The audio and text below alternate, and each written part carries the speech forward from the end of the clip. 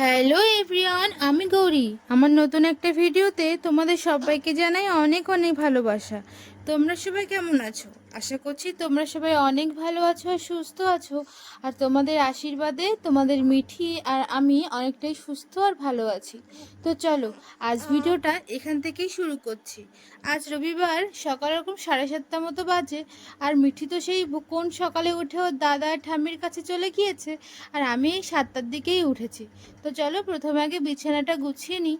আর ওর বাবা না কাল বাড়িতে আসেনি, কোনো কাজে অফিসে আটকে গিয়েছে, আসতে পারেনি। সপ্তাহে একটা দিনই বাড়ি আসে, তাও এই সপ্তাহে আসতে পারলো না। মনটা ওই জন্য একটু খারাপ। তো চলো, জানো তো মিঠির শরীরটা একটু খারাপ। কাল থেকেও ঘুম পড়ছে না। তারপরে রাতেও একটু ঘুমায়নি, আর দিনেও এখনো একটু নাকি চোখ বন্ধ করেনি। তো ওই বারবার এসে মা একটু খাইয়ে নিয়ে যাচ্ছে, ওই একটু খেলছে আর কান্নাকাটি করছে। কে জানে কি হয়েছে। ওর যে টিকাটা দিয়েছিল না, সেখানটায় বেশ একটু ফুলে মতো গিয়েছে। আমি ভাবছি ওটাই মনে হয় আর প্রবলেম হচ্ছে, ব্যথা ট্যাথা করছে। তো ওই জন্যই ভেবেছি একটু ফ্রেশ হয়ে নিয়ে আশা দিদিকে ফোন করব। দিদিকে আগের বারে এসেছিলো যখন দেখিয়েছিলাম, তা বললো কিছুই হবে না। তো চলো, এদিকে গোছানোও হয়ে গিয়েছে আর আমি ফ্রেশও হয়ে নিয়েছি। আর মিঠি দেখো এখন দোলনায় একটু খেলা করছে, জেগে আছে। তো আমি ফ্রেশ হয়ে নিয়ে মাদেরকে চাও করে দিয়েছি, আর কাকিমা এসেছিলো দুধ দিতে। কাকিমাকে 1 কাপ চা ধরিয়ে দিয়েছি আর বলেছি যে আমার মেয়েকে শান্ত করো, সারা রাত একটু ঘুমায়নি।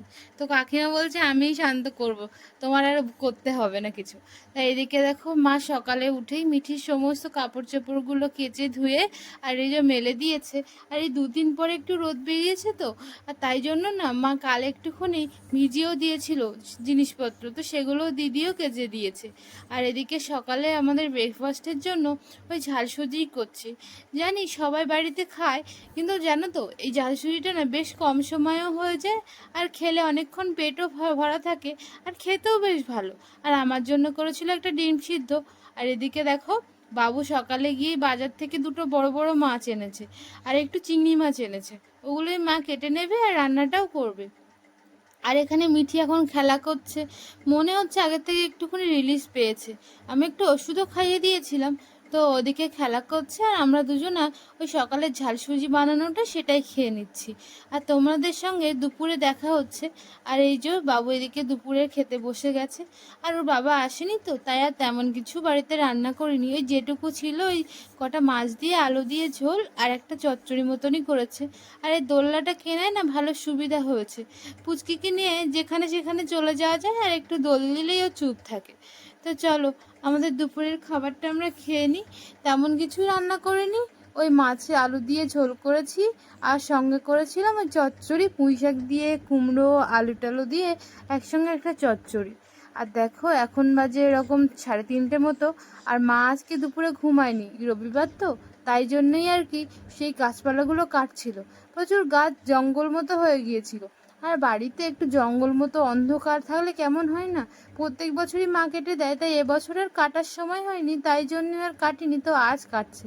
আর এদিকে তোমাদের মিঠির দেখো তুমি দুপুরবেলা অবস্থাটা, ঘুমাবে না? অবস্থাটা দেখো। এখন সবে 4টে বাজে, রোদ কমেনি। তুমি গরমে বাইরে বেরিয়েছো কেন? কি কারণে? কি কারণে তুমি বাইরে বেরিয়েছো বলো দেখি। আর শালা চোখ মারছে পিটিস পিটিস পিটিস পিটি পিটি। কি কারণে তুমি বেরিয়েছো বলো সেটা। তোমার কি এখানে ভালো লাগছে? হ্যাঁ, ঘুরে ঘুরে দেখছে না, তোমার এখানে কি ভালো লাগছে? তাহলে উপালে খাওয়া যেত। হ্যাঁ, আজকে একটু পারবো একটা। আর কি গো, ওই হলুদ তো আগে বলো, তোমার কি ভালো লাগছে এখানে? কথা বলো, কথা বলো। তোমার ঠাম্মা বাড়ি থাকবে না, কে ঘোরাবে? তুমি ঘোরাবে। ঠাম্মি তো বাড়ি থাকবে না, কে ঘোরাবেটা কে? চারদিক ঘুরে ঘুরে দেখছে। ঘেমে যাবে এক্ষুনি, দেখো ওখানে ঘেমে যাবে। এবার কোনো কষ্ট নেই, কোনো কান্না নেই, শান্ত বাচ্চা।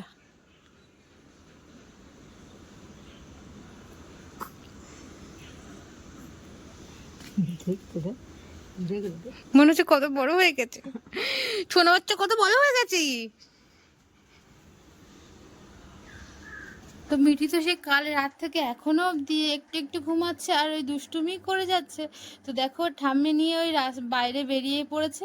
আর ওই যে গাছটা দেখতে পেলে, ওটা আমি বিয়ের পর থেকে এসে দেখছি, ওটা নাকি একটা বাতাবি লেবু গাছ।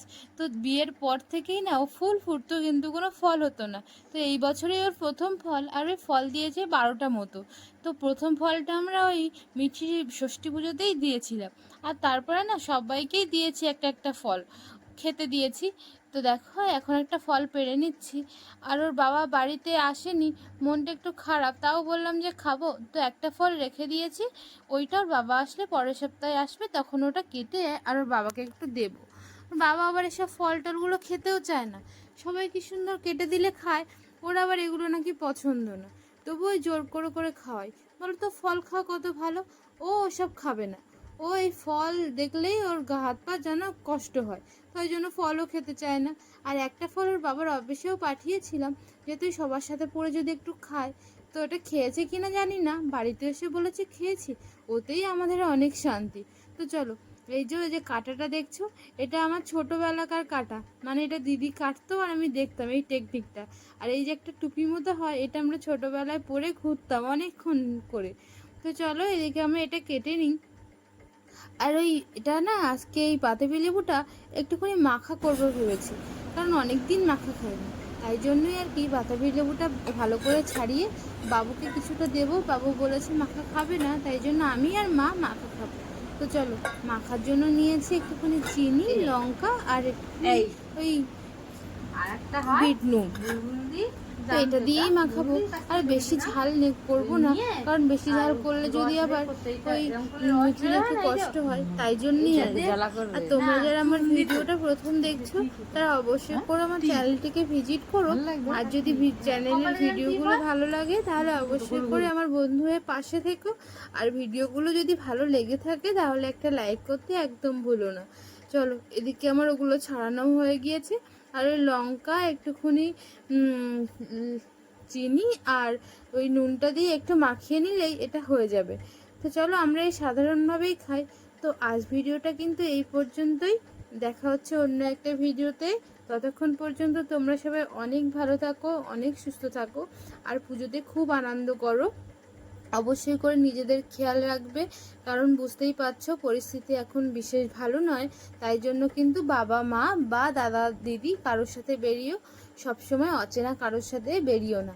তো থ্যাংক ইউ সবাই পুরো ভিডিওটা দেখার জন্য, তোমাদেরকে অনেক ধন্যবাদ। তোমরা সবাই অনেক ভালো থাকো, অনেক সুস্থ থাকো।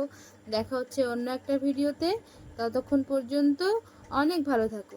Thank you, thank you, thank you so much. সবাই পুজোয় অনেক আনন্দ করো।